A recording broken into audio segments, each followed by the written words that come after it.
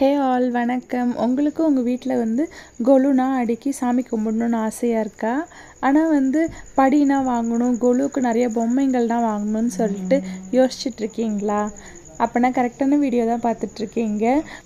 நீங்கள் இப்போ பார்த்துட்ருக்க கொலுவில் ஸ்டாண்டு எதுவுமே இல்லை. எல்லாமே வீட்டில் இருந்த பொம்மைங்களும் வீட்டில் இருக்க அந்த குட்டி குட்டி டேபிள், ஸ்டாண்டு, புக்ஸு இந்த மாதிரி பொருளை தான் வச்சு நாங்கள் அடுக்கியிருக்கோம்.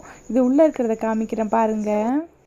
நீங்கள் ஆயிரக்கணக்கில் செலவு பண்ணி இந்த டேபிள், ஸ்டாண்டு எதுவுமே வாங்க தேவையில்லை.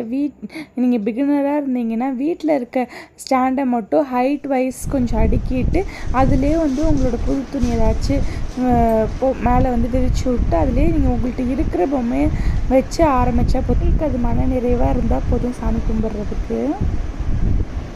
இப்போ நீங்கள் பார்த்துட்ருக்கிறது கலசம். கலசத்தில் பச்சரிசி போட்டு வரலட்சுமி நோம்புக்கு பண்ணுற மாதிரியே பண்ணி புடவை கட்டி விட்டுருக்கோம். இது வரைக்கும் முன்னாடி வருஷம்னா நாங்கள் குத்து விளக்கு தான் புடவை கட்டி விட்டுருந்தோம். இந்த வருஷம் நாங்கள் கலசத்துக்கு அலங்காரம் பண்ணியிருக்கோம். எல்லோரும் நம்ம வீட்டு கொலு பார்க்க வாங்க.